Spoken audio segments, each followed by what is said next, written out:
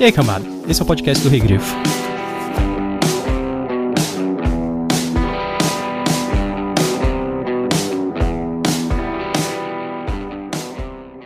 Sair com seus amigos nerds esquisitos para jogar videogame ou RPG não é sair de verdade, filho.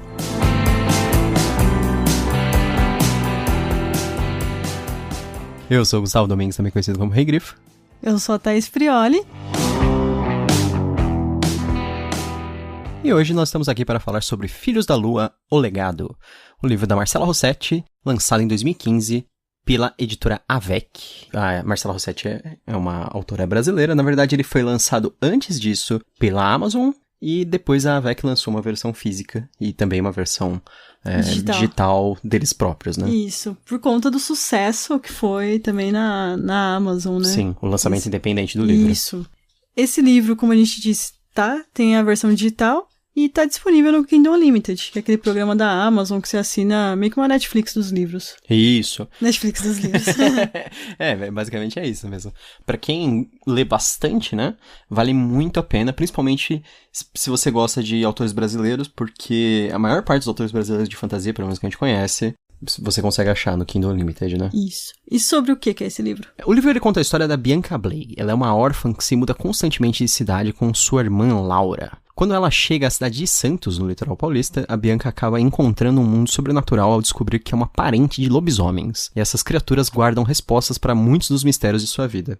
Só um esclarecimento, parente não é que é... Tipo, ela descobre que tem um primo que é lobisomem. Parentes, eles são especiais, porque assim, os lobisomens, ela acaba descobrindo que quando os lobisomens têm filhos, nem sempre nascem outros lobisomens. Às vezes nascem realmente os lobisomens e às vezes nascem apenas parentes, que são pessoas que têm uma ligação meio que sobrenatural com os lobisomens mesmo, né? Essa ideia ela vem do RPG Lobisomem Apocalipse, né? Eu não sei se ela é originalmente de lá. Eu sei que a Marcela, ela se inspirou em bastante coisa do livro dela no RPG do Lobisomem Apocalipse. Ela fala principalmente que é o fato de ela usar os lobisomens como heróis e não aquele lobisomem animalesco, assim, sedento de sangue. Mas eu encontrei aqui diversos outros paralelos. Um deles é a história dos parentes, né? O que você achou do livro, Thaís? Eu gostei do livro. Ele é uma leitura bem fácil. Tanto que eu li em menos de uma semana, apesar de ser um livro grande, né? Eu me propus a um desafio de ler. Eu nem sei, você sabe quantas páginas ele tem no físico? Não sei, a gente tem o físico, mas acho que deve ter umas 400, assim. É bastante. Eu me propus a ler 4 livros, pelo menos, nesse mês. E consegui. Beleza. Vamos ver se eu consigo um quinto aí. Mas eu gostei, voltando à opinião do livro, eu acho que tem alguns pontos de melhora, sim.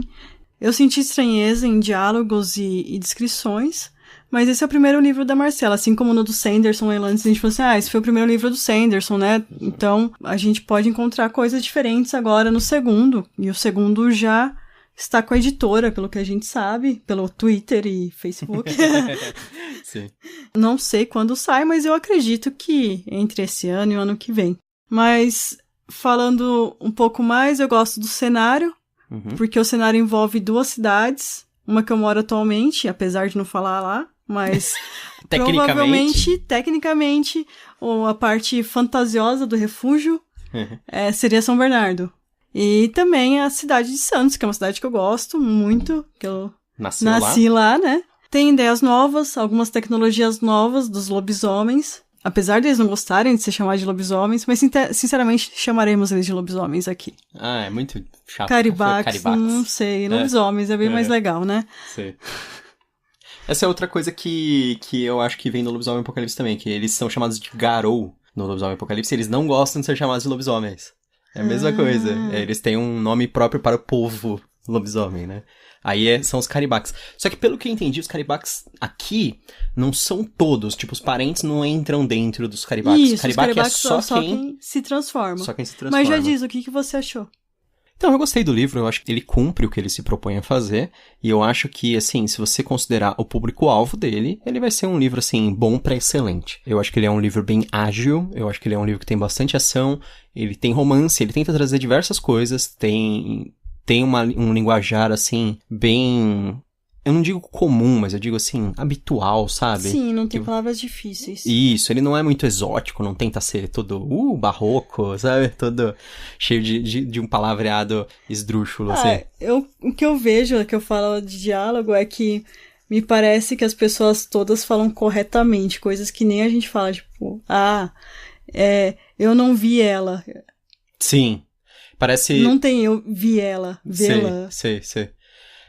Isso... Eu já tinha visto um negócio sobre isso até nas aulas de escrita do Sanderson. Sempre que a gente escreve, as pessoas falam muito mais corretamente do que nós falamos de fato.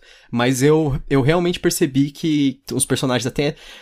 Isso me incomoda um pouco mais no começo do livro, que é na parte que eles estão na escola pública. Exatamente. Que é tipo, você fica pensando assim, um monte de adolescente numa escola pública e eles falam de um jeito meio formal, assim, sabe? Mas eu acho que isso é um pouco do fato da Marcela ser professora. Ela fala mais corretamente. Sei. Mas é engraçado, porque ela teria contato com os alunos que não devem falar necessariamente desse jeito. Tudo bem articulado, né? Cadê o tu de Santos? Então cadê o tu? Isso mesmo, não tem tu. E o tu sem conjugar, né? Tem que ser o tu sem conjugar. Esse é o raiz de Santos. Tu vai. Tu vai. Tu vai. Se fosse tu vais, ia ser gaúcho, né? Isso. Então exatamente. No final das contas, eu acabei gostando. Eu tenho alguns problemas, algumas críticas com os livros, com alguns pontos, mas isso aí eu deixo pros spoilers, porque são coisas mais específicas e eu acho que não afetam a minha experiência geral com o livro. Mas é um ótimo livro pra ler, assim, e é um livro, assim, ridiculamente rápido de ler. De fato, você falou assim, eu não lembro quanto que tem o livro físico, a gente tem físico, inclusive, autografado, só que nós dois lemos no Kindle, né? Isso. Porque é mais fácil de fazer as marcações das frases. Nós não marcamos nossos livros. Então, eu não abuso dos livros, os livros eu compro pra pôr na estante, eu leio no Kindle. É assim... Eu me diverti bastante com o livro, assim, e eu gostei de ter essa...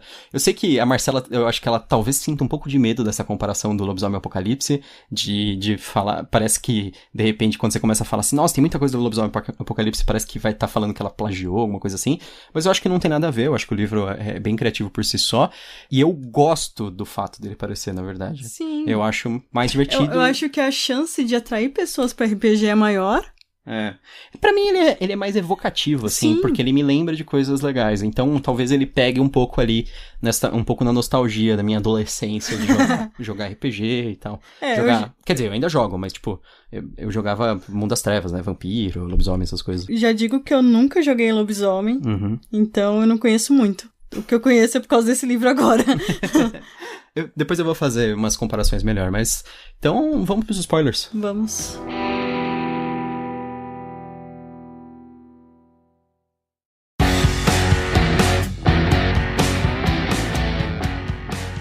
Ele não é um elo fraco. Apenas ninguém dá uma chance para ele.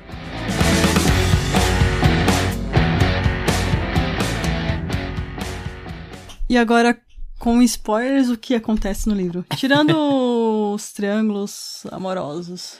Isso aí não é tão importante assim pra história geral do livro, mas basicamente é assim. Depois que a Bianca se muda pra Santos com a sua irmã, a Laura, ela se vê como pivô de uma série de interesses sobrenaturais entre os Caribacs. Os Caribacs, eles são os lobisomens, que são os filhos da lua, que é daí que vem o título do livro. Lobisomens, eles dizem troca-peles, né? Mas troca-peles. A gente vai falar lobisomens lobisomem. aqui. Eles falam que lobisomem é um termo, tipo, racista, sei lá. E os pérfidos, que são os lobisomens traidores. Eles faziam parte dos Caribacs e eles traíram, né? A Bianca descobre que ela é a última farejadora. E os farejadores, eles são um legado que era considerado extinto entre os Caribacs, após um massacre realizado pelos pérfidos. Os Caribacs, eles têm vários clãs que são chamados de legados, e ela é a última desse. Ela passa a morar e ser treinada no refúgio em uma cidade escondida na Serra do Mar. E após um conflito final contra a alcateia de pérfidos que ronda Santos, ela descobre que não é apenas um parente, mas que ela também é uma Caribac, ou seja, ela é uma troca-peles. Ela não é apenas uma prima. Ela não é apenas uma prima, ela é um dos lobisomens. Mas não pode falar lobisomem, que eles ficam ofendidos. Esse mimimi dos lobisomens. Você acha que eu não tô sendo empático quando eu falo lobisomem, sendo que eles não gostam de ser chamados lobisomens? Um pouco. Pra mim é só uma palavra, pra eles é uma ofensa. Sim. Falando um pouco dos legados que você comentou, a gente tem 5, que são os uivadores. Eles são mais meditativos, né, os uivadores. Eles têm um negócio que eles invocam espíritos, né? Sim. Essa é a parte que é determinante pro fato de ser sobrenatural. Porque o resto das outras coisas, aí entra sua teoria. A minha teoria. Será que isso não é história de ficção científica? Por quê? O refúgio, ele é controlado por uma inteligência artificial, que é o Altan. Sim. E aí os lobisomens falam, ninguém sabe quem criou o Altan, ele está aqui desde antes da gente. É igual o Metamold. Então, exatamente. Aí é um negócio assim, será que os lobisomens, eles não são uma espécie de uma experiência, ou uma coisa assim, de alguém que veio, tipo, antes dos humanos, sabe? Tipo... A minha teoria é diferente. Eram os deuses astronautas? Sim. Então, porque os poderes deles poderiam até ser explicados, assim, meio que, entre aspas, cientificamente. Uhum. Como a maior parte dos poderes de super-herói, por exemplo. Você poderia falar assim, isso aqui é uma coisa assim. Mas o poder espiritual é um poder difícil. O poder de invocar espírito é um poder difícil de você incluir dentro da ficção científica. Porque, assim, a maior parte do livro, eu não estava gostando do fato de os lobisomens serem muito avançados tecnologicamente. Sim. E, ao mesmo tempo... Mas tem uma explicação pra isso. Então, ao mesmo tempo, ter o componente meio que sobrenatural. Aí... Não, eu sei que tem uma explicação, mas é que Mas assim... a minha é melhor. Não, mas... Pra mim era mais fácil falar assim, tipo, já que eles têm magia, explica tudo com magia. Fala que o refúgio é escondido por magia, que é tudo com magia, sabe? Porque aí eles ficam naquele negócio, o refúgio é tecnologicamente escondido e não sei o quê. Mas aí depois, quando eu comecei a pensar assim... E se os lobisomens, eles forem, tipo, uma experiência genética? É que nem o Dragon Riders of Pern, da Anne McCaffrey, que tem os caras que montam dragões, mas os dragões, eles são experiências genéticas. Então, por isso que ele é considerado um sci-fi fantasy. E aí eu pensei assim, e se os lobisomens são alguma coisa, assim, que foram criados pelas mesmas... Tipo, eles Existe a lenda do início deles no livro. Eles falam que eles são filhos da lua. Tipo, se eles são filhos de alguma coisa que veio do céu, assim... Tipo, na verdade, eles foram criados por essa coisa. Mas existe isso. Que é a mesma coisa que criou então, mas o existe, Altan. Exatamente. É o que eu tô te falando. Tem essa descrição no livro. Mas não necessariamente que fala que teve uma guerra entre os deuses, aí o... Não, eu li isso aí. Blá, blá, blá. Então, essa lenda. Não, mas é uma lenda estilo grego. Sim. Essa lenda, eles contam de uma forma assim, meio titanomaquia, que é a história dos titãs, que tipo, os deuses lutando contra os titãs e tal. É a história do Hork, eu sei. Mas você acha tem que que dar isso é uma romanceada? Então, Não, tipo... eu sei que isso não é o real. Então, seria tipo... É igual você achar que realmente a Terra foi criada em 7 dias. Então, seria meio que uma história de ficção científica. Talvez o Hork e os originais dos legados, eles, tipo, são seres de outro planeta, outra realidade, que acabaram vindo pra cá, entendeu? Sim, sim. Na verdade, os Caribax, pra mim, nada mais são do que ricos sonegadores de impostos usando o Metamold pra se esconderem. Por que sonegadores de impostos? Porque o governo não consegue achar eles. Então eles sonegam tudo, até IPTU. Porque eles constroem... Tipo a revolta de Atlas? Eles constroem, exatamente. Eles constroem na cidade de São Bernardo. São Bernardo está... Eles estão devendo IPTU pra São Bernardo. Depois não tem dinheiro aí pra fazer piscinão. A gente fica com água até o pescoço aí no Rude Ramos. Exatamente. Porque os lobisomens não pagam impostos pelo refúgio. É isso. A próxima história, eu já vou dar aqui, assim. A próxima história é o refúgio sendo invadido pela Receita Federal. E pelos moradores de São Bernardo. É o oficial de justiça chegando lá e pegando tudo pra fazer leilão. Tá vendo? Pega essa parede de Metamold aqui. O que é isso? O que é esse livrinho digital que você tem aí? Vai R$10 no leilão. Vai ser assim. E esses hologramas aí? Esses hologramas aí. Eu vou vender R$5 no leilão. Vai ser assim. Então, é essa a minha teoria sobre os Caribax. Mas se o próximo livro fosse assim, ia ser bem randiano. Bem Ayn Rand mesmo, né? Sim. O Metamold é a personificação da riqueza, do trabalho. Por isso que eles se orgulham do Metamold. Antes que alguém fale, pode que não seja em São Bernardo, então vai dever imposto pra Cubatão. Porque se não for em São Bernardo, é em Cubatão. Os outros lugares pode ser a Serra do Mar? Tá. Porque esse local que ele fala da Serra do Mar é justamente um passeio que tem. Sim. Que você vai de São Bernardo até Cubatão, acho que são 9 quilômetros a pé, na estrada antiga. E você encontra refúgio ou não? Provavelmente. Mas eu sei que encontra um antigo palácio do governo. É o refúgio escondido. É uma camuflagem. Sim, exatamente. Ali na Estrada Velha. Vocês conseguem encontrar. A gente não terminou de falar dos outros legados. Tá. Os uivadores são os caras que eles conseguem invocar espíritos. Os furiosos, eles são meio que os guerreiros, né? Eles têm muita força e eles falam que os parentes dos furiosos não sentem dor, né? Eles têm um poder de não exatamente. Os furtivos, eles conseguem meio que...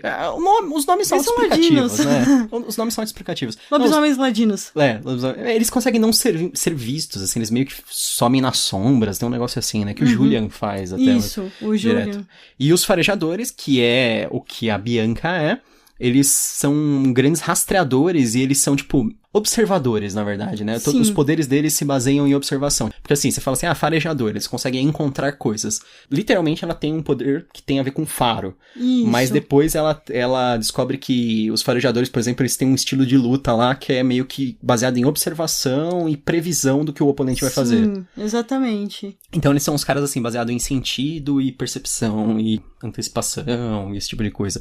E eles falam que o poder máximo dos farejadores é meio que ver o futuro, assim, é previsão, né? Faz sentido. As duas principais alcateias, né, que é a do Lucas, que é um uivador, e do Julian, que é um furtivo. Uma parte que eu falei, assim, que me incomodou foi em relação a diálogos. Uma por conta de como as pessoas se apresentam. Isso é estranho, né? Elas se apresentam quase como se fossem personagens de novela mexicana. Eles falam o nome completo? Eles falam meio que nome e sobrenome. Muito estranho.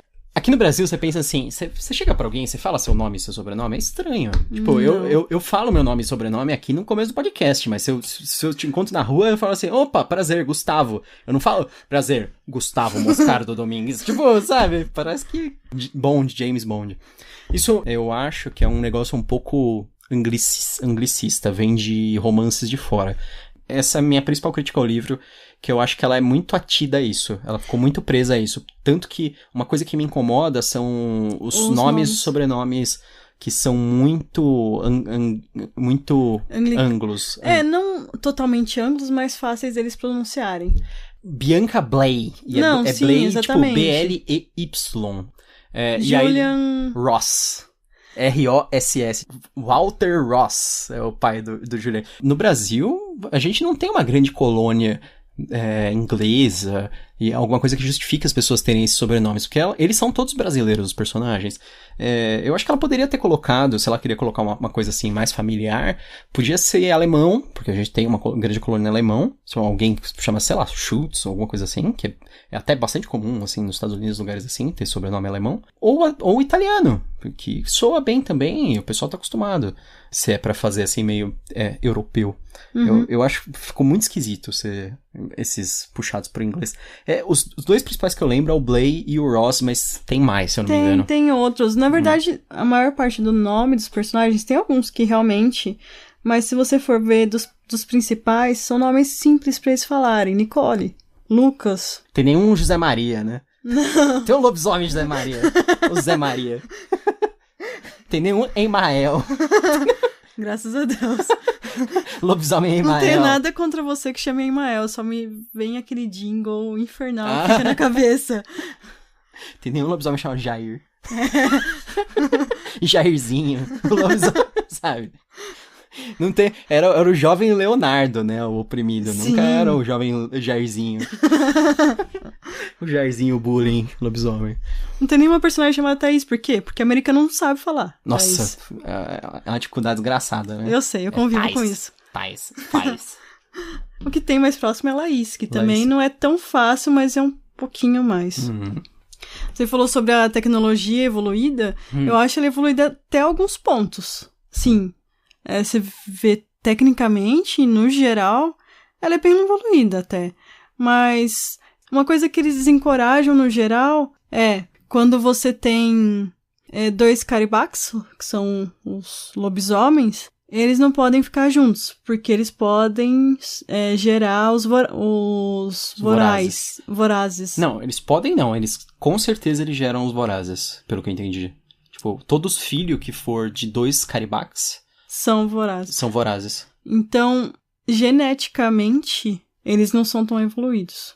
É que seria uma coisa meio que, como é o nome? Incesto, né? Tipo, eles estão muito próximos geneticamente, os 2 caribax. Então, eles têm que pra ter força na matilha, eles têm que se casar fora da matilha. Eles têm que... Não na matilha literalmente, mas pra ter força... Entre parentes. Eles casam com parentes, que é uma forma de garantir que a criança vai ter poder e não vai ser um voraz. Só que eles poderiam também com pessoas de fora, sem ser parente. Tanto que eles falam que até teve uns lobisomens que tiveram problemas porque eles quiseram casar com gente que não era do círculo social dos Caribacs, né?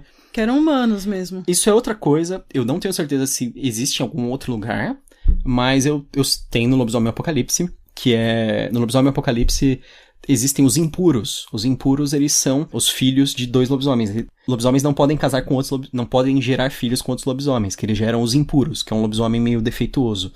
Tanto que quando você vai fazer um personagem, você escolhe se seu personagem é hominídeo, quer dizer, se ele nasceu originalmente como humano, se ele é lupino, se ele nasceu originalmente como lobo e ele consegue se transformar em humano, isso é bizarro, mas é bem legal. Ou se ele é um impuro. Se ele é impuro, quer dizer que meio que a forma natural do impuro é o Crinos, que é a forma híbrida. E é isso que é o Voraz. O Voraz, ele tá constantemente naquela forma monstruosa, assim, do lobisomem gigantão. Mas ao mesmo tempo, a Gabriele, que é a irmã da Nicole, que é a melhor amiga da Bianca aí, que também é uma parente, as duas. A Gabriele, na verdade, pode ser ainda uma Caribac, que ela ainda tem 10 anos, se não me engano, né? Eu acho que eles consideram que ela é uma parente porque ela já manifestou o poder dos parentes, que é se ligar aos animais. Mas assim, ela, no fim do livro, um voraz... É a melhor parte do livro, pra mim. Ajuda ela. Sim, ela é um filhote. Um filhote. Isso. E aí vem aquela questão. É a criação? Uma coisa que me incomodou muito é a sociedade dos Caribacs. Os Caribacs aqui, quando eu tô falando, é a sociedade em geral, incluindo o parente. Por quê? Porque é aquela sociedade que ainda parou na Idade da Pedra, né? Segue os mesmos mandamentos. Ela é bem rígida, ela tem os 9 mandamentos. É porque são os 9 mandamentos lá da Lua, tem toda aquela história exatamente. Meio religiosa por trás disso, né? Eu me questiono, será que ele, assim como a frase que eu falei aqui, que ele não é um elo fraco, que na verdade é do Leonardo, será que não deram uma oportunidade pra eles agora, numa vida moderna, em que você tem algumas tecnologias a mais e também... Na verdade, teoricamente, eles têm a tecnologia faz tempo, porque isso é outro ponto lá da ficção científica, que é bizarro, que é assim, eles falam, eles não desenvolvem nada. E não são eles que inventam as tecnologias. Eles falam assim, o Altan, que é a inteligência artificial, ele dá as tecnologias pra gente. Quando chega a hora, ele simplesmente fala, agora é o momento, vocês podem aprender isso. Mas eles não aprendem nada no mundo exterior também. Sim, eles estão presos num ciclo quase incestuoso. Se não fosse a proibição deles se casarem entre lobisomens, existiria literalmente só casamento entre lobisomens, sabe? Sim, mas a parte dessa sociedade é que eles também desencorajam relacionamento entre 2 pessoas do mesmo sexo, por conta de procriação. Sim. É a desculpa deles. Mas eles falam que eles são poucos, né? existe inseminação artificial nesse mundo? Porque no refúgio não. Não, no refúgio Mas ao mesmo tempo, será que é tão diferente assim? Bebê de proveta no lobisomem. Inclusive a gente até pulou no livro aquele dos vampiros, qual era o nome? Na Passagem tem uma história assim também, né? Isso. Que os caras também não... Eles só fazem casais heterossexuais porque eles visam só procriação. Né? Mas aqui tem uma coisa parecida, né? Eles falam assim, nós somos poucos. Porque... E eles falam que o refúgio, que é no Brasil, é o maior do mundo, né? A maior cidade. É o mais importante. E o segundo é o Antártida. A outra grande cidade do lobisomem é na Antártida. Não, eu falo Mas isso, é legal. Eu falo isso sobre o relacionamento entre pessoas do mesmo sexo, porque a melhor amiga dela, a Nicole... é verdade. E a Rafaela tem um relacionamento escondidas. Então, mas é que eu achei legal que essas coisas foram apresentadas justamente pra elas serem desafiadas, assim, pela Bianca, por exemplo, a história dos... Tipo, tiveram que esperar ela pra desafiar, né? Mas pra isso serve o protagonista, pra isso. O protagonista serve pra ser especial, ele tem que ser amado, ele tem que ser único, ele tem que ser assim, amado, porque a Bianca chega lá já causando efeito, tipo, todos os homens querem ficar com ela. Aquele cara lá que tá sempre na brincadeira, mas na verdade não, o Ricardo, né? Primeiro tem aquele cara lá do começo que morre. O Renan. Aí depois tem o cara que tá na brincadeira, mas não, tem o Lucas, tem o Julian, todos os lobisomens querem ficar com ela. Aí ok. Aí ela é uma farejadora. Ela é super especial, ela é a última farejadora. Aí depois ela é mais especial ainda, porque ela é farejadora e ainda é Caribac. Ela é a primeira que vai levantar a sua voz contra a punição dos caribacs que se relacionam entre si lá, quando tem aquela história que os caras revelam que o João Chorão lá... O João Chorão e a Maitê. Eles são 2 caribacs que têm um relacionamento. Então, e não pode. Aí quando eles revelam lá, ela é a única que se revolta ali. E aí depois, ela também fica falando com a Nicole lá, assim, mas e o seu relacionamento com a Rafaela, não é? Rafaela. Não, mas se descobrirem, a gente tá ferrada. Aí ela assim, mas isso é errado. Tipo, no final ela não faz nada, por enquanto, mas...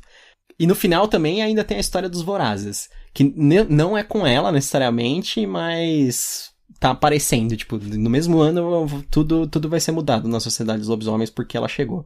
Por isso que eles falam que ela vai ser odiada na profecia lá. E eu fiquei muito triste quando o gatinho morreu. Não mate gatinhos. É verdade. Isso não mate gatinhos. Eu também não gosto dessa parte, eu achei meio gratuito, assim. Sim, desnecessário. Desnecessário. Sempre. Em relação à descrição que eu falei que algumas vezes me incomodou, pelo menos eu imagino que a ideia é que o leitor pense um pouco do cenário, que não seja dado tudo pra ele de cara. Eu gosto disso. Tem pessoas que não, que gostam de imaginar como tá no livro, tanto que quando tem adaptação de livro, eu sinceramente eu não ligo, porque eu imagino como eu quero. Tem uma parte em que a Gabriele tá realmente descrevendo essa história do horror, que blá blá blá, que tem muita descrição do como ela tá fazendo a apresentação. Parece que eu tô tendo uma aula de como fazer uma apresentação. Eu sei, essa parte eu achei meio chato também. Que a menina tá fazendo uma apresentação de holograma pra ela. Isso. E fica detalhadamente falando como ela tá, tipo... Aí ela mexe a mão assim e sai um holograma não sei o quê. E aparece tal pessoa. E aí parece que tá dentro da sala. E aí... O começo, que a Gabriele ficou em pé no meio de todos. Mas conforme fazia movimento rápido e preciso com as mãos... holograma de ícones e pequenas telas surgiam à frente, como se ela estivesse organizando algo. Ok, aí eu já tô entendendo. Não precisa me descrever passo a passo as ações dela. Durante, né? Vai direto pra apresentação, não vai, tipo... Porque... Então, são essas as partes que me incomodaram. E tem algumas partes assim também. Mesmo no final, na última luta, eu me senti em alguns momentos enrolado. É que eu acho que tem umas partes do livro que ele entra numa elipse, assim, que parece que ele não consegue sair da cena. Aquela cena da boate eu achei uma cena longuíssima. A cena do Tal despertando lá, tipo, porque tem muito vai e vem, vai e volta, sabe? Tipo, tem um momento, ela vai pra perto do Tal, depois ela vai pra não sei onde, depois ela vai e tenta pegar a pessoa que tá sendo capturada, depois, sabe? É uma cena que deveria acontecer em minutos, assim, e parece que ela se estende, parece uma luta de RPG que não acaba mais, sabe? Parece que realmente são pessoas turnos. jogando, né? Você tá vendo a ação por turnos, assim, um por um, que cada personagem tá fazendo. A ação em si é bem descrita, mas ao mesmo tempo é descrita demais. Começa a ficar enfadonho, assim, tem que ter... Eu gosto... Tem umas partes... umas partes são bem melhores. Então, é engraçado, né? Eu entendo a última luta ser um pouco maior por ser o clímax, não, é o clímax da história. Okay. Mas ao mesmo tempo tanto que uma opinião não... particular minha isso. Então, tanto que eu não tive nenhum problema com a última luta, eu achei que ali tava... bom, assim, como foi descrito. Eu gosto dos treinamentos dela, as lutas, tanto as que ela faz sozinha, como... Aquela da Giovanna. Quando ela finalmente vence a menina, né? E, tipo, até os treinamentos dela com o Julian. Que ela falou, já acabou, Jéssica? Já acabou, Jéssica? Todas essas partes eu achei muito boas, assim. Eu acho que o livro... Parece 2 livros, assim. A primeira metade, ela é bem mais devagar, né? Do livro. Sim, é normal, porque é a apresentação. Mesmo assim, depois que os personagens já estão apresentados, aquela parte da boate é muito enrolada. Sim. É porque é uma parte pra introduzir um monte de elemento sobrenatural, talvez, né? Pode ser. Pode ser. Vou deixar passar, então.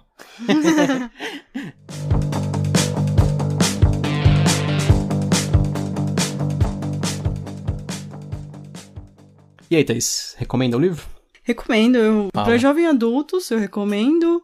Pra quem gostou do Lobisomem Apocalipse, pra quem quer introduzir alguém ao RPG, talvez seja uma boa leitura também, porque muitas vezes você fala, o que é o RPG? Mas a pessoa fica com uma imagem totalmente diferente na cabeça, então talvez seja uma boa história de introdução, principalmente ao Lobisomem Apocalipse. Eu nunca fui interessada em jogar Lobisomem Apocalipse, e depois de ler esse livro eu jogaria. E você recomenda? Recomendo. Mesma coisa que você falou, né? Pra quem gosta de livro, assim, jovens adultos, e livro rápido, assim, despretensioso, tranquilo de ler. E realmente eu acho que você consegue aproveitar mais, porque você pega muitas referências se você teve alguma experiência com Lobisomem Apocalipse. Eu acho legal isso. E Lobisomem, os Destituídos também, que é aquela continuação que saiu depois do Apocalipse, que é uma outra edição. É que a Apocalipse é mais famosa, né? Apocalipse é o mais famoso. Mas o Lobisomem, os Destituídos, que também muita gente conhece pelo nome em inglês, que acho que é Forsaken, ele tem uns elementos muito legais, assim, que eu peguei um pouco. Não sei se é intencional, porque até ele também é derivado do Lobisomem Apocalipse, né? Uhum. Então, eu achei que foi legal. Ele foi inspirado e ao mesmo tempo foi criativo. Então, eu acho que é um bom equilíbrio isso. E eu acho que criou um universo, criou personagens, criou tudo necessário pra deixar o livro bem redondo, assim, bem feitinho. E pôs ganchos no final pra... Sim, mas ao mesmo tempo não deixou um monte de mistério. Isso eu gostei. Ele não deixa a história principal, os mistérios principais, ele não deixa de resolver. A história da Bianca, quem é a Bianca, os pais dela, blá blá blá. Tipo, o que aconteceu no passado, sabe? Porque a história dela do Julian, blá blá. Isso, por que essa personagem tem interesse nisso? A história do pai do Julian, lembra? Ele, tipo, revela coisas, ele não conclui. Tipo, não vai ser tudo... Todo mundo vai ser enfrentado naquele fim de história. Coisas são deixadas pra depois. Mas ele revela as coisas. E ao mesmo tempo você fica... Eu quero saber, tipo, no próximo livro, essa história... Eles vão confrontar o pai do Julian. O que vai acontecer com o voraz filhote que foi pra floresta. Sim, eles vão combater a enchente em São Bernardo. Eles vão pagar finalmente IPTU pra poder fazer piscinão em São Bernardo, sabe? Esse tipo de coisa. Sim. Que fica só pro segundo livro. Talvez o DPTU fique só pro terceiro. Sabe como é rico, né? Depois que a Marcela ouvir nosso podcast, vai ter uma história só sobre ela indo pagar boleto. Mas vai ser tipo jovem adulto se tornando adulto. Bianca recebendo boleto de IPTU do refúgio. De vários anos, vai ter que parcelar, sabe como é? A Receita não perdoa. Vai ter que fazer acordo. Se tem um órgão que funciona, é a Receita Federal. Não, mas aí, se for IPTU, ela vai ter que fazer acordo na prefeitura. Verdade, vai ter aquelas propagandas, venha regularizar o seu IPTU, sabe? Com desconto, parcelamento, vai ser assim. Então é isso. Esse foi o episódio do Filhos da Lua, O Legado. E você, qual é a sua teoria sobre o livro Filhos da Lua? Eles seriam devedores de IPTU? Seriam pessoas de um outro mundo? Deixe sua opinião nos comentários. É verdade. Espero que vocês tenham gostado. Até mais. Até a próxima. E bem-vindos ao Canavial.